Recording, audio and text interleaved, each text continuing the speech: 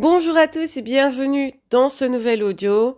Oui, je parle un petit peu du nez parce que j'ai été malade, mais je voulais quand même être avec vous pour partager une idée principale, plusieurs idées qui vont même s'associer. Donc aujourd'hui, nous allons parler d'intelligence, nous allons parler d'arrogance, d'ego et aussi de nouvelles technologies. Oui, tout ça ensemble, vous allez voir que c'est lié.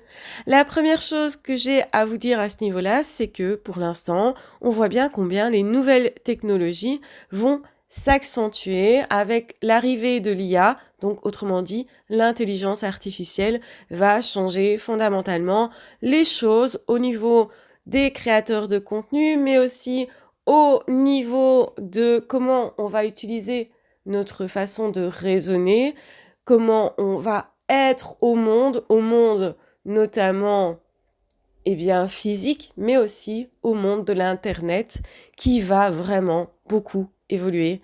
Là, justement, nous sommes aux portes de cette évolution et c'est important d'en être conscient parce qu'il va se passer des choses plutôt intéressantes au niveau de l'intelligence, du partage des idées, ou peut-être justement ça peut faire très peur et on pourrait craindre qu'il se passe des choses. Et voici ce qu'on pourrait craindre exactement. La première chose, c'est que l'IA, effectivement, va nous faire penser d'une certaine façon, et possiblement tous de la même façon. Pourquoi ? Parce que de plus en plus, l'IA est présente sur les réseaux sociaux pour nous proposer des idées qui vont dans le sens de celles qu'on avait déjà. Alors, c'est chouette parce que on va peut-être plus et plus souvent être en contact avec des personnes qui sont comme nous, comme par exemple nous mettre en contact avec des personnes qui sont intelligents comme nous, qui pensent comme nous, qui s'intéressent au même sujet que nous. Et ça peut créer des belles amitiés, des belles complicités, des beaux partages aussi professionnels, des belles collaborations, autrement dit. Effectivement, plus on va être en relation avec des personnes qui étudient des choses sur le même domaine que nous, plus on va pouvoir collaborer, plus certainement on va pouvoir déployer la connaissance à ce niveau-là parce qu'on peut travailler du coup ensemble, si on est intelligent et si on prend cet outil de cette manière-là. C'est pas ça qui va nous faire peur, je pense. Mais ce qui va nous faire peur possiblement, c'est que si on nous propose toujours les mêmes idées, on va nous conforter dans ce qu'on pense. Et du coup, on aura moins tendance à se confronter à des idées inverses aux nôtres, c'est-à-dire à se remettre en question, à se poser des questions, à explorer des domaines qui ne nous étaient pas familiers. Et donc du coup, on va diminuer notre curiosité naturelle. On va aussi, du coup, possiblement être face à des personnes qui sont extrêmement polarisées dans leurs idées. Ça veut dire quoi ? Ça veut dire que si moi je pense blanc, je ne pense que blanc, je ne pense plus en gris, je ne pense plus avec des nuances, je ne pense plus, du coup, pouvoir accepter des idées qui sont un petit peu différentes de ce que je pense, juste un petit peu, et je vais encore plus rejeter les idées qui sont l'exact opposé des miennes. Donc ça veut dire que je vais aussi rejeter malheureusement, certainement, les personnes qui sont à l'extrême opposé de mes idées. Ça se voit en politique, il y a des familles qui se disputent très fort parce que on a des idées politiques différentes et extrêmes du coup. Mais le problème, c'est que ça peut prendre le pli sur nos relations et que finalement, on va surtout chercher à avoir raison parce qu'on sera beaucoup plus persuadé d'avoir raison puisque sur Internet, nous n'avons vu qu'une sorte d'idées qui vont toutes dans le même sens. Donc on va se dire, l'autre qui défend une autre idée est stupide quelque part de notre point de vue. Et donc on va aller plus facilement agresser possiblement les autres par rapport à leurs idées seulement. Et plutôt que de s'intéresser à l'autre, plutôt que de chercher à le comprendre, plutôt que de s'étonner de son point de vue différent, plutôt que du coup raisonner, réfléchir, s'arrêter par rapport à nos pensées pour se poser la question est-ce que je pense comme il faut ou au contraire est-ce que j'aurais intérêt à introduire dans mes pensées un autre point de vue, voire des autres points de vue, ce qui quand même permet d'avoir un panel de comportements beaucoup plus large, justement. d'autoriser plus de choses ou plus exactement de choisir beaucoup plus son comportement, ce qui quand même nous donne une plasticité beaucoup plus grande pour s'adapter au monde, aux autres et pour partager, mais aussi pour nous-mêmes, pour se partager à soi. Donc, est-ce qu'on va devenir extrême au point de se dire il n'y a qu'une façon de penser, la mienne est la bonne, et par ego, je vais toujours chercher à avoir raison, tellement je suis persuadée, par mes études finalement, qui vont toutes dans le même sens parce qu'Internet me ramènera que ces infos-là, eh bien, est-ce que je vais devenir quelqu'un d'arrogant qui se croit intelligent, alors en fait l'intelligence est plutôt partager justement des idées et réfléchir à des choses qui sont parfois contradictoires, qui semblent parfois s'opposer, ou qui parfois justement vont s'emboîter de façon inattendue, et c'est quand même ça qui crée de la créativité. C'est la surprise dont nous avons besoin intellectuellement pour créer aussi de l'art, de la créativité, pour développer ses idées et pour développer ses relations. Si on a en face de soi chaque fois ce à quoi on s'attend, finalement c'est pas très excitant et finalement ça ne nous stimule pas tellement. Et le problème de ça, c'est que si on s'habitue à n'avoir des pensées que d'une sorte, eh bien on va limiter notre monde et on ne va plus avoir toute une série de possibles devant nous, donc ça peut nous emprisonner. Donc comment pourrait-on être emprisonné par des idées qui viennent d'une IA, donc c'est-à-dire l'IA sur les réseaux sociaux va de plus en plus nous amener vers ce qui nous intéresse, certes, mais aussi vers une idée unique. Et donc il y a ce danger extrême quand même de l'idée unique. Alors j'espère que nous allons être beaucoup plus intelligents, que nous allons rechercher des idées contradictoires, que nous allons continuer d'aller dans les bibliothèques où les livres généralement explorent des idées dans un sens et dans l'autre, utilisent plusieurs points de vue pour se faire ensuite une opinion, plutôt que de se faire une opinion et de renforcer cette opinion par les mêmes idées qui vont dans le même sens uniquement. Donc j'espère que nous allons rester curieux, que nous chercherons encore plus davantage à être surpris et qu'on va même se surprendre soi-même parce qu'il sera question de se stimuler soi et de faire activement la démarche d'aller rechercher des informations nous-mêmes sans se laisser trop guider par l'IA qui va justement nous rendre tellement peu autonomes parce que ce robot va nous mener d'un contenu à l'autre sans nous permettre justement de remise en question. Le risque de ça, c'est de passer son temps à consommer des choses qui finalement ne nous intéressent même pas. Des choses qui nous intriguaient peut-être un tout petit peu et sur lesquelles on s'est penché 5 secondes et demie, mais le 5 secondes et demie, ce sera le maximum de notre attention. Parce que le fait de passer d'un contenu à l'autre, à un autre, à un autre, à un autre, sans plus aucun lien finalement réel, sans plus de sens, va faire en sorte que finalement, c'est l'IA qui va nous mener par le bout du nez. C'est le robot, c'est effectivement le réseau social et la manière dont il aura été codé qui va nous mener par le bout du nez, sans plus aucune réflexion. Et donc, on voit déjà, parmi les jeunes, évidemment, des pertes d'attention, où effectivement les personnes vont consommer plus facilement des vidéos qui sont très très courtes, et où finalement on ne prend plus la peine de creuser ou de patienter avant de recevoir une info qui va nous faire réfléchir. Et pour la réflexion, il faut des temps de pause et non enchaîner des idées l'une à l'autre ou des vidéos l'une à l'autre sans réflexion. Parfois, on va se rendre compte que quand effectivement une idée est intéressante, on va la réécouter une fois, 2 fois, on revient en arrière, on réécoute ce passage-là, on se dit ça fait écho en moi, j'arrête la vidéo, ou j'arrête l'audio, ou j'arrête...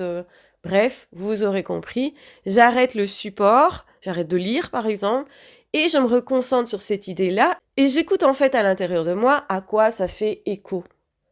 Qu'est-ce que cette idée et qu'est-ce que ça évoque, à quoi ça se rattache, et le temps que je fasse moi des liens entre cette idée-là, tout ce que je connais d'avant et ce qui se contredit aussi, eh bien, le temps que je fasse ça, ça demande une pause, ça demande de cesser de consommer du contenu à ce moment-là, Je ne peux pas continuer de lire, je ne peux pas continuer d'assimiler des idées si justement je ne prends pas le temps de la réflexion. Et je pense sincèrement que la lecture est plus propice à ces temps de réflexion.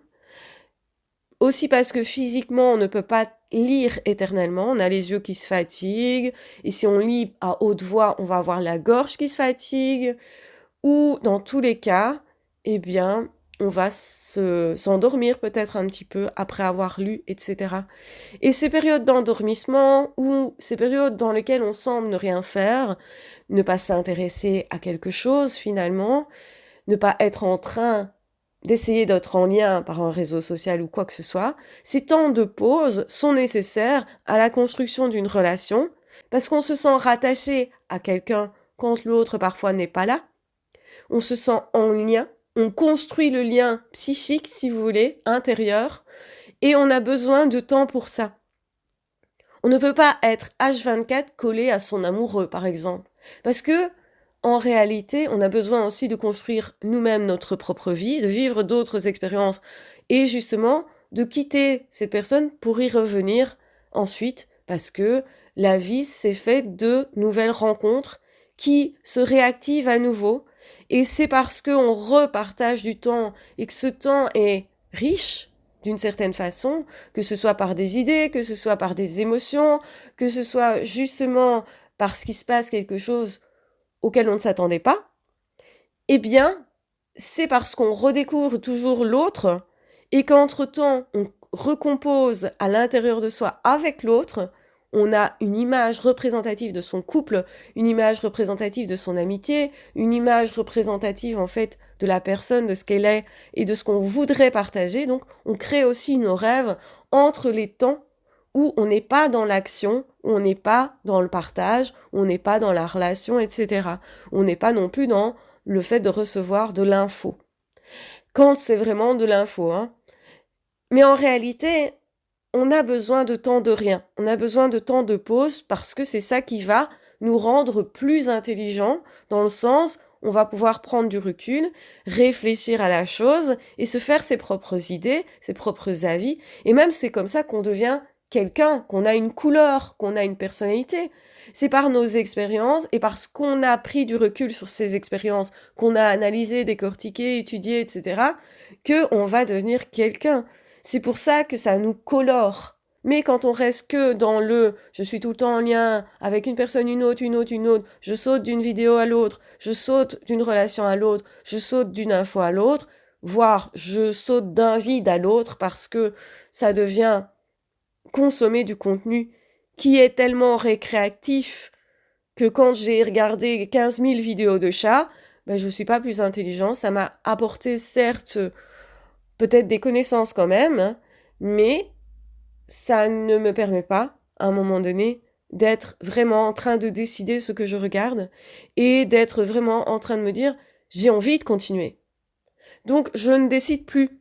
Et le problème de ne plus décider, c'est de rendre les êtres humains comme des robots. Donc finalement, on introduit des robots dans les réseaux sociaux et ça rend l'humain robot, en fait. Ça le déshumanise. Ça en fait un être qui n'ose plus poser ses limites, dire non, je veux plus recevoir cette info. Maintenant, ça suffit. J'ai besoin d'autre chose dans ma vie. J'ai peut-être besoin juste de vivre, d'être dans l'instant présent, dans le physique. Et le risque de ce monde-là, c'est justement d'aller trop loin, de consommer trop de contenu, d'être tellement lobotomisé qu'on se dit « Allez, maintenant, ça suffit, j'en ai marre des réseaux sociaux » et je jette ça, alors que dans les réseaux, alors que dans Internet, il y a plein de connaissances utiles à l'humanité. Et donc, le risque toujours, c'est de jeter le bébé avec l'eau du bain. C'est justement de jeter aussi les contenus qui viennent des universités, des savants et des meilleurs cerveaux de notre époque et des époques passées. On a accès, et on a cette immense chance d'avoir accès à toutes les connaissances de toutes les années précédentes. Avec les meilleurs savants, on a accès au cerveau des meilleurs savants actuellement. Et c'est super au niveau de l'évolution de l'humanité. Si on utilise cet outil pour aller chercher les infos qui nous intéressent sur un sujet qui nous intéresse et sur une étude qui va comparer du coup les différents témoignages, les différentes expériences, les différentes théories, etc., etc. Et si on n'est pas capable de faire du tri dans les infos et dans ce qu'on consomme, eh bien, on risque de devenir un robot qui croit n'importe quoi ou qui ne sait même plus ce qu'il croit, qui ne sait même plus décider. Or, dans la vie, s'il y a quelque chose qui nous rend heureux, c'est de décider ce que j'ai envie d'être dans le présent, mais aussi dans le futur, et de décider ce que j'ai envie de croire, de penser, etc., et de savoir que c'est une construction, et que cette construction, elle ne peut pas se faire si je suis tout le temps stimulée, ou si justement je ne suis plus stimulée parce que j'ai tellement l'habitude de recevoir des infos qu'elles ne me semblent même plus intéressantes. Et donc, effectivement, ça pose la question de l'arrogance, de l'intelligence. La plupart des gens, quand ils sont arrogants, quand ils utilisent l'ego, et qu'ils vont justement essayer de se positionner au-dessus des autres par une forme d'intelligence, que je mets entre gros guillemets, parce que souvent c'est plus une illusion d'être intelligent qu'une vraie connaissance, eh bien, ces personnes-là, généralement, elles ne sont pas vraiment en train d'étudier quelque chose, elles ne sont pas vraiment en train de chercher des données, elles ne sont pas vraiment en train de faire justement une action qui soit intelligente, celle de réfléchir, celle de mesurer et celle de se commenter à soi les infos reçues, de façon à les assembler, de façon à en faire quelque chose de créatif. En fait, l'urgence, ce serait de rester intelligent et de comprendre que quand on fait cette démarche d'apprentissage, on ne peut pas être dans l'ego parce qu'on sait qu'on ne sait pas tout. Et que ça, c'est spécifique aux personnes qui sont au potentiel, justement. Je réfléchis beaucoup, j'assemble des idées, mais je me rends aussi compte de tout ce que je ne connais pas. Il y a toujours des zones d'ombre dans mes connaissances. Il y a toujours des choses que je connais et d'autres pas. Et c'est ça qui était important, c'est de se rendre compte que je peux pas tout savoir sur tout, que je peux pas explorer toutes les idées, mais que si je ne les explore plus moi-même, parce que l'intelligence artificielle me fait mes textes et parce que l'intelligence artificielle m'écrit mes bouquins, alors que je sais même pas ce qu'il y a dans le bouquin, je peux même éditer un livre dont je ne connais même pas le contenu, en apposant mon nom. Et donc c'est extrêmement dangereux, parce qu'on peut me faire dire n'importe quoi. Pire, on le sait maintenant, on peut même reprendre les photos de quelqu'un et lui faire dire des choses. Donc effectivement, il y a des dérives possibles, mais la plus grosse dérive, ça va être justement celle de devenir un robot et de ne plus être un être humain. Celle de ne plus chercher vraiment du partage, de la connexion à l'autre, mais plutôt de chercher à briller par ego.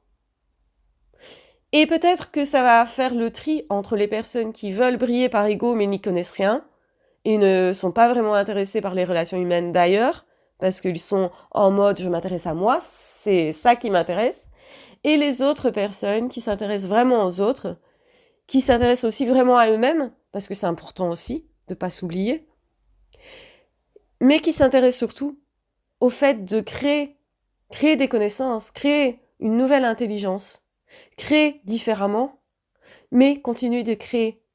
Et de créer surtout ce dont on a le plus besoin, c'est-à-dire la relation humaine.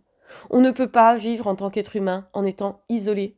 Même si on aime parfois être seul chez soi, passer beaucoup de temps à créer de façon très personnelle, sans partager à ce moment-là nos créations. Ça vient peut-être après ce moment de partage. Il y a des personnes qui adorent passer des heures et des heures et des heures chez eux, même qui adorent ne pas voir de personnes pendant plusieurs jours. Et c'est souvent le cas des créatifs, en fait. Des personnes qui réfléchissent plus. Des personnes aussi, parfois, qui ont besoin de digérer quelque chose qui a été vécu, qui était compliqué. Je pense qu'on a tous besoin d'instants de solitude. Et qu'en fait, cette solitude-là est essentielle pour composer avec soi, pour se faire des idées, pour aussi créer des choses, mais surtout pour créer une relation à soi qui soit saine et qui permet justement une relation saine à l'autre. Donc la dérive, ce serait de devenir inhumain, de ne plus considérer que l'autre est une personne, d'être extrêmement centré sur soi, de ne plus être que opportuniste dans le sens je ne pense plus qu'à moi, du coup de devenir égocentrique, narcissique, d'essayer de prendre toute la place, de devenir arrogant parce qu'on croit que ses idées sont forcément les meilleures, même si parfois, quand on a étudié longuement un sujet, on peut sentir que l'autre s'y connaît moins et se croire meilleur ou se sentir meilleur parce qu'on l'est. La différence, c'est que on aura fait vraiment du travail de recherche, d'études, etc. Et que parfois, il est bon d'être un petit peu arrogant pour justement mettre dans le monde des idées qui sont vraies, justes et cohérentes. Et qui sont aussi utiles à faire progresser les choses. Donc, parlons quand nous savons vraiment. Mais ne laissons pas des personnes parler pour ne rien dire, pour faire semblant qu'ils savent sans qu'ils sachent vraiment. Donc, le risque, c'est de perdre nos connaissances dans la bataille, notre humanité, notre lien, nos connexions à nous-mêmes et à l'autre. Et s'il y a une chose qui rend vraiment malheureux, c'est le fait de ne pas être connecté à soi. C'est le fait de ne pas avoir le choix entre plein de comportements et plein d'émotions. Nos horizons s'ouvrent à partir du moment où on accepte toutes les émotions, de les ressentir toutes, mais où on sait qu'on peut choisir derrière laquelle je fais perdurer.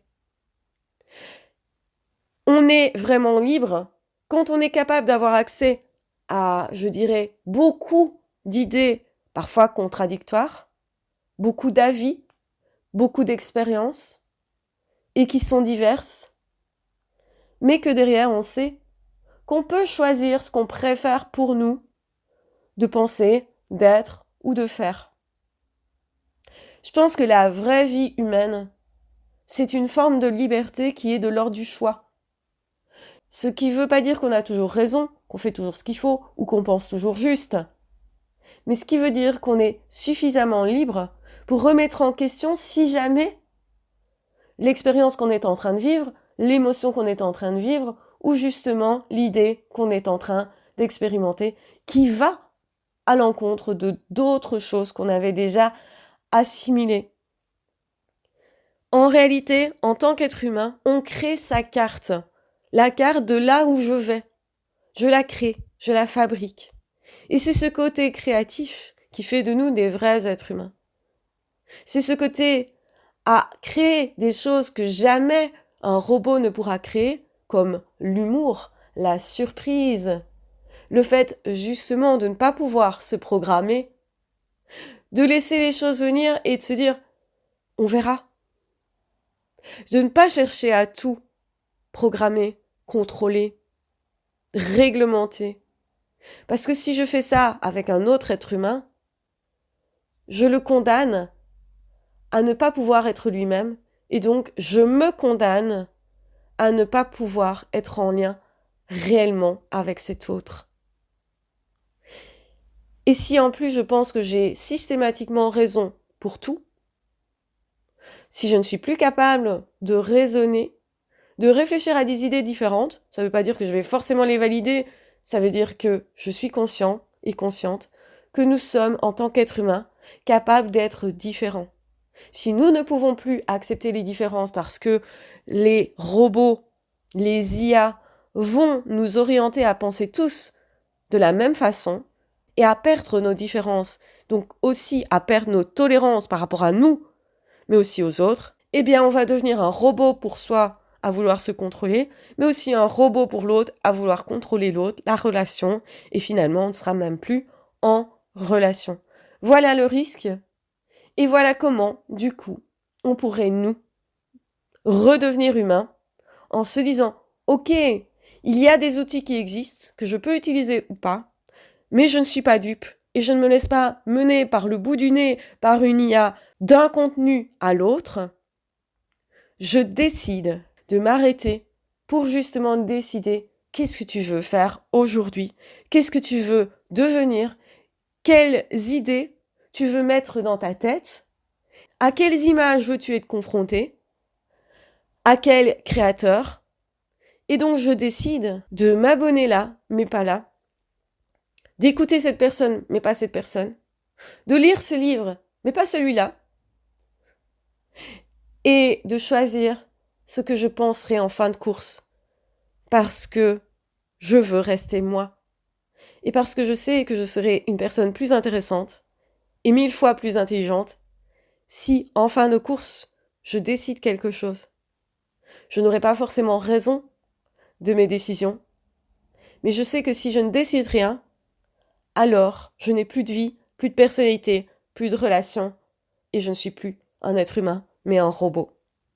Je vous embrasse bien fort, je vous aime très fort, prenez bien soin de vous. Je vais continuer de soigner ce petit mal de gorge et ce petit nez. Et de votre côté, prenez bien soin de vous également. Vous savez, c'est important. J'espère en tout cas que cet audio différent vous aura aidé, éclairé et surtout qu'il vous aura ouvert à la réflexion parce que c'est à ça qu'il servira, je l'espère. Et donc, partagez-le si vous l'avez trouvé utile. Je pense qu'il est particulièrement d'actualité puisque l'IA va se mettre à galoper très très très prochainement. On est vraiment aux portes de ces changements là. Donc, moi, je vous dirais comme conseil, gardez votre intelligence, gardez votre esprit critique, gardez vos différences, gardez aussi une ouverture sur les différences des autres. On peut ne pas être d'accord et s'aimer profondément, être profondément en relation et respecter le chemin de chacun parce que tout individu sur Terre a son propre chemin et donc nous n'avons pas à avoir le même chemin, les mêmes pensées, les mêmes idées ou même à ne plus avoir d'idées du tout. Donc restez vigilants sur vos consommations sur les réseaux, choisissez, arrêtez-vous, c'est déjà un choix de choisir de s'arrêter, de regarder quelque chose pour justement prendre du temps de réflexion. Ça ne veut pas dire vous priver des réseaux, ça veut dire aller chercher des infos qui vous intéressent vous, qui peuvent vous nourrir vous, qui peuvent vous faire avancer vous, qui peuvent vous rendre plus heureux vous. N'oubliez jamais votre bonheur là-dedans parce qu'il est important aussi. Plus nous aurons sur Terre d'êtres humains heureux et plus justement nous aurons des relations faciles, nous aurons justement des joies de partage, d'échange qui seront de plus en plus fréquents. Et souvent, vous le savez, les personnes malheureuses qui font du tort aux autres sont des personnes qui sont justement malheureuses à l'intérieur parce que ce sont des personnes qui voudraient imposer aux autres, contrôler les autres, se contrôler soi. Donc tout ça est plutôt quelque chose à éviter. Se contrôler un peu, c'est bien. Se contrôler à l'excès et à l'extrême empêche toute liberté. Gardez vos libertés de penser. Sachez que oui, vous pouvez vous tromper dans vos choix. Vous pouvez vous tromper aussi par rapport à ce que vous voulez être. Mais la vie, c'est ça. C'est je me trompe et je réajuste. Tant que vous avez la flexibilité justement de continuer de vous ajuster en fonction de vos choix futurs et garder justement la porte ouverte vers la curiosité et vers justement une forme du coup d'intelligence également, intelligence du cœur, relationnelle également avec vous, avec les autres et avec les idées parce que finalement elles sont là pour nous servir et non l'inverse. Nous ne devons pas devenir des robots qui deviennent déshumanisés. Donc attention à ça, simplement prenez bien soin de vous et on se retrouvera très vite dans d'autres audios ou dans d'autres vidéos. Ah, ciao, bye bye!